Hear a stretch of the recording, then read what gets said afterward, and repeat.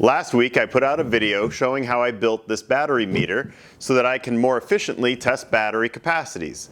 And you guys had some fantastic suggestions for me on how to improve on the design of this. So in this video, let's upgrade this meter to version 2 using all of your suggestions. Here we go.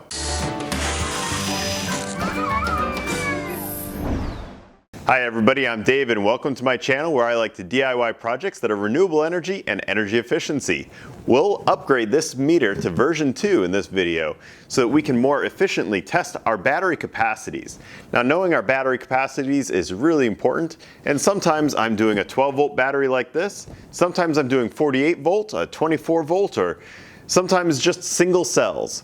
And this battery meter is a quick and easy way to test that. It's not super accurate. We're not talking about NASA lab equipment here. We're just talking about working in our garages and getting a general capacity. Before I go disassembling this, I want to make one more test. Now, you guys pointed out correctly in the last video that there is a voltage drop across the wire, but I didn't check that voltage drop while we were under load. Right now, with the two probes up on the battery, we can see our reading is very accurate between the two meters. Next, we'll see how much this changes, and we'll turn on both of our heaters. We're going to increase this load.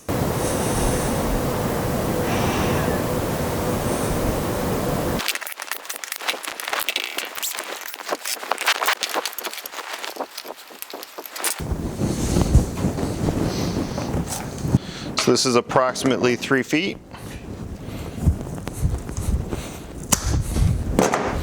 So now we have the 4 gauge wire. So last time I found the middle of the wire, and that's where I cut it. This time around, I'm going to offset it a little bit so that we have more length on the battery side.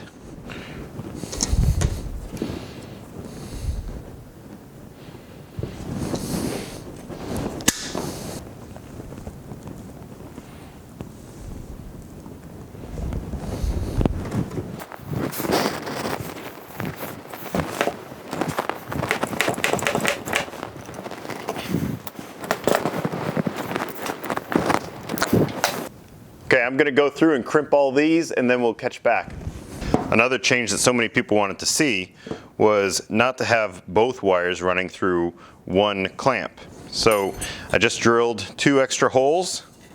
So the way this works, it will actually clamp down on the wire as you tighten it. Certainly don't want to over tighten these because they're plastic.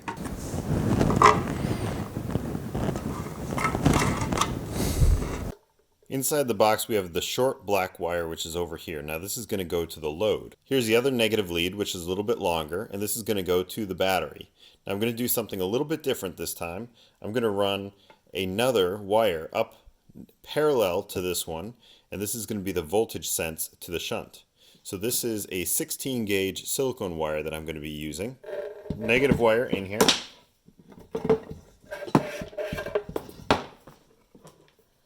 Then I'll also run parallel with that, this one. So here are the two, and we're going to put these into the ring terminal together.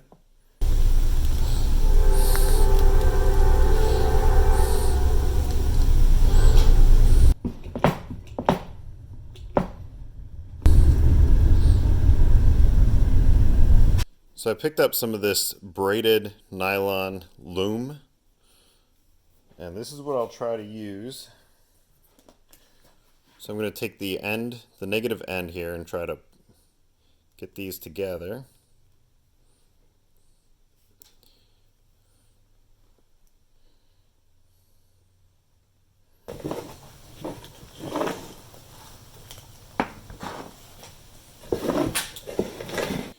So right here I'm trying to get some heat shrink tubing down over the ring terminal, the wire, and the loom that are inside the case.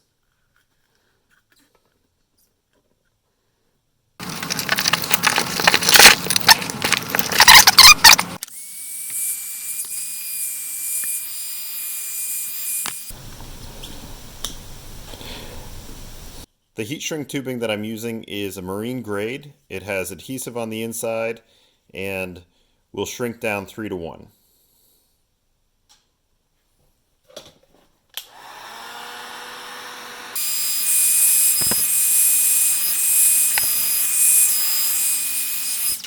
Now we can see both sides. This is the inside of the box, and it has the extra wire coming out. And this is the other end, which will actually go on the battery, and the small wire is crimped inside of the lug. I had to do it through that connection because they won't fit. These ring terminals are too large to fit otherwise. Oh, shoot. Oh, I don't have the... Well, I screwed that up. This gland here, I had taken this off, so I screwed that up, and I can't get this over the ring terminal. See, it doesn't fit. It's not even close.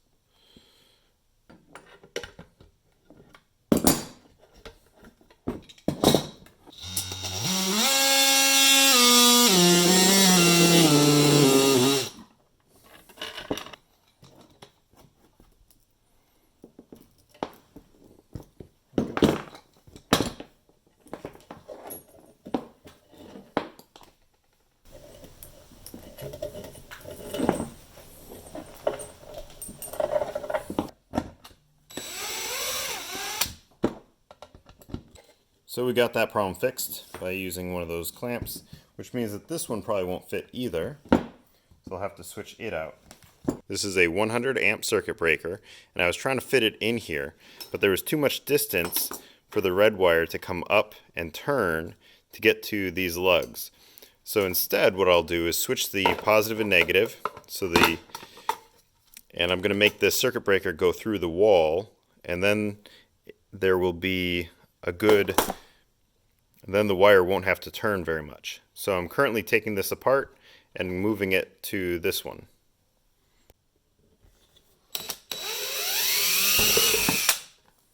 So after I got it rough cut, I used the file quite a bit. So it fits. Alright, let's start wiring some things up. I took off the 2 nuts that go on here. Here's the ring terminals I've been crimping on the wires. They usually come straight. Now here's one that I put a little bend in so that it can get up to the circuit breaker. Now I had to do that because this hole is not perfectly lined up with where the stud is. And I did that because this was the original hole that I had in version 1. So if you guys are pre-planning this and doing something similar, you won't have this issue. And now I should be able to get it on. There we go. See that?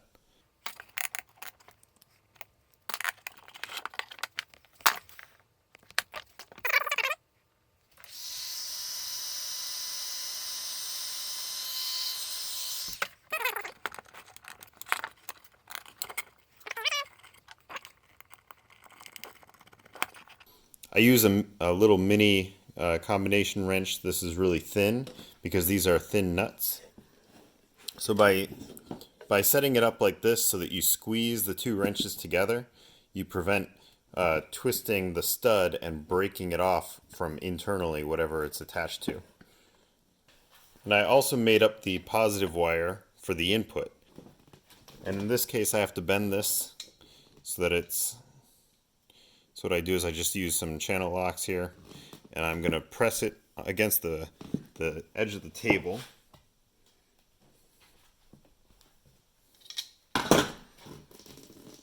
So now we have a bend. Alright, so let's tighten these down. This one here gets tightened on the outside, and what that does is it's going to shrink. As I tighten this, it shrinks down that little grommet inside there and tightens on the wire. Now we have a clamp on this wire, and I moved this voltage sense and I just twisted it so that it's going off the side and it's not directly on top.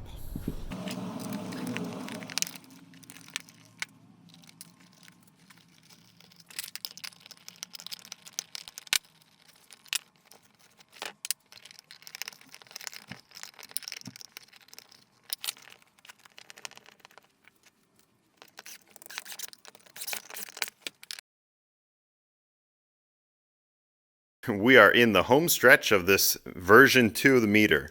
These leads are completely done with their crimped connections. Inside we have our 100 amp circuit breaker, we have our shunt, and we have the voltage sense wires coming up here. Well, there's one more feature to incorporate in this version 2, and that's an external power supply. So when the test battery is less than 8 volts, the meter will still be powered up. Or, for example, if the BMS shuts down, so even if we're testing a battery connected here that's more than 8 volts, but the BMS shuts it down, this won't lose the display. Now, it doesn't actually lose the information's still there, but you have to then plug it into something else to read it. Oh, and somebody else asked about it. There's a little button right there that you can reset this and zero it out. I have a couple of modem batteries here. Now these are from battery hookup.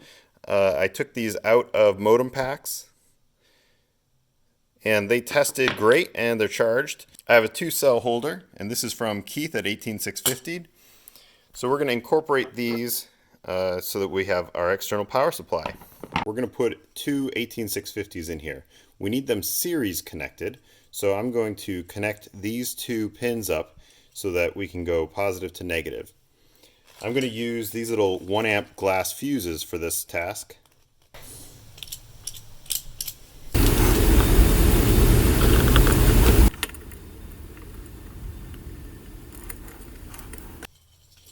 Now on the other side,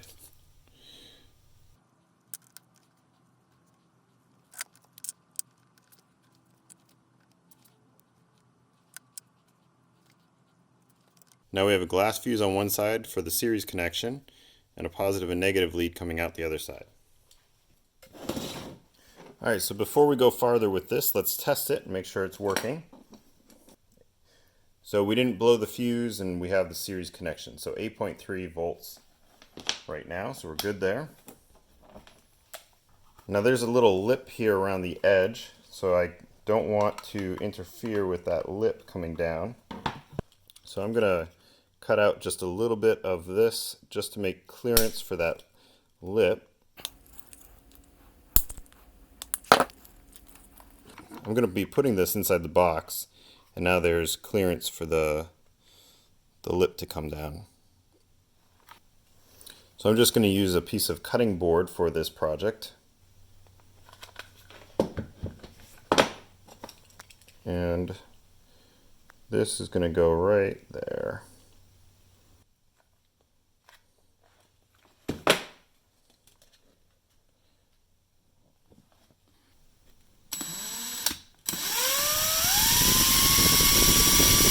Take these little tiny screws and I'm going to put them in. So we'll have something mechanical also holding this in place. I drilled a couple of holes on the side and I'll add some screws to go in and hold the cutting board mechanically as well to the box.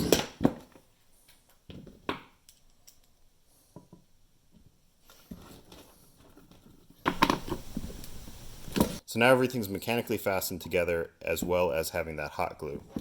Now I put it right up here at the very surface so that when I put the lid on here, the cells can't shake out of place. The lid will keep the cells down. So even if they want to come loose a little bit, they can't fall down into the box. I ordered these from Amazon. They're little on-off switches.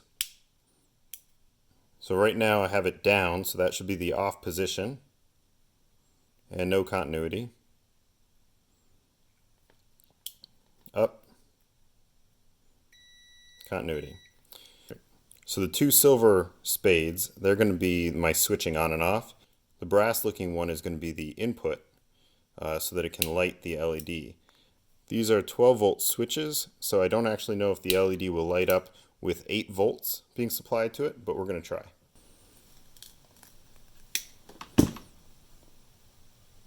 Okay, so that's good. Now the other end, we can actually put a ferrule on.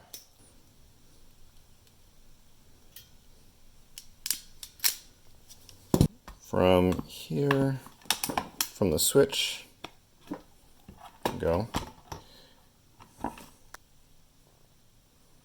to the negative. I can't get it to fit because there's some plastic housing in the way. There we go.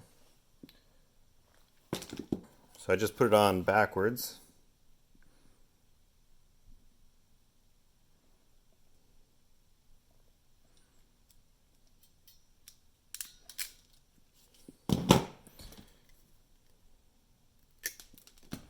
And I cut off the plastic part. So now it should be able to get in there. See the housing is kind of blocking part of that hole, and it was not getting in. Good. So now it's holding.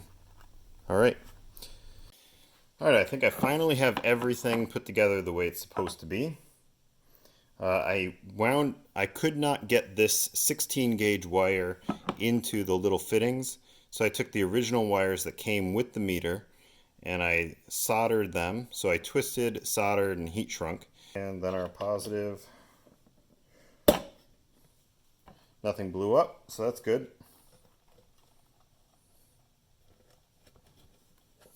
So we're fitting this on. Okay, and if we switch it on, it works. So that's cool. Oh, but this didn't light up. Darn. This is a 12 volt switch and I'm only supplying 8 volts to it. Didn't have to buy a lighted switch for that. But notice that it saved the amp hours and everything from the last test. And now you have to reset the data. So you press and hold on this little button next to it. And clear. Now you have to go through that again if you want to clear the amp hours. And if I want to clear the time, I'll do it a third. But you don't have to clear everything if you don't want to. Press and hold. Now it's all zeroed out again. Everything's ready to be turned on. So switch that on.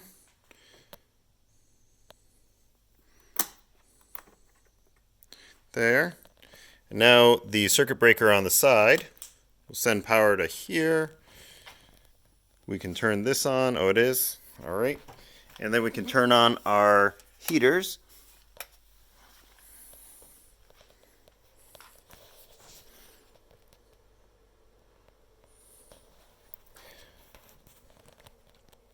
It says, go a little bit over 50 amps right now.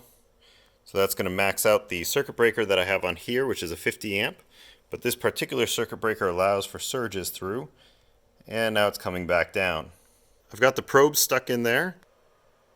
Trying to see how many hundredths of a volt it's off. Oh, it almost switched over. Did I see that for a sec?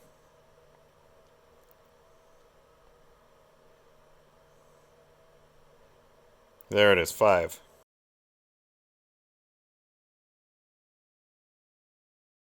Now inside this 12 volt battery, I built in a BMS with Bluetooth function, so we can see what the BMS is reading using this app on the phone. Now, as a lot of people pointed out, this is reading it right up close to the cells, and then it still has to travel through this circuit breaker, through the ports, through the wires, so there's additional losses. But this is reading 587 watts versus 557. Looks like we are still about 30 watts difference between the BMS and the meter. I'll have to go check the other footage, but I feel like it was also 30 watts low compared to the BMS. The BMS, of course, could be reading high. This could be reading off. This could be reading. None of this is lab equipment here. This is all just homeowner grade because all I am is a DIYer. There we go, everybody. Version 2 of making a battery meter so that I can read the capacity of the batteries that I test. So thank you everybody so much for watching, and please let me know in the comments below if you like version 2 or if you think version 1 was good enough as it was. To go test those other server rack batteries and the BMW batteries and all the batteries that are waiting for me to complete this project so that I can test them. So you'll be seeing the capacities of those batteries using this meter in some future videos, and now you know how it's constructed. So thank you everybody so much for watching and all of your great ideas to improve on this design.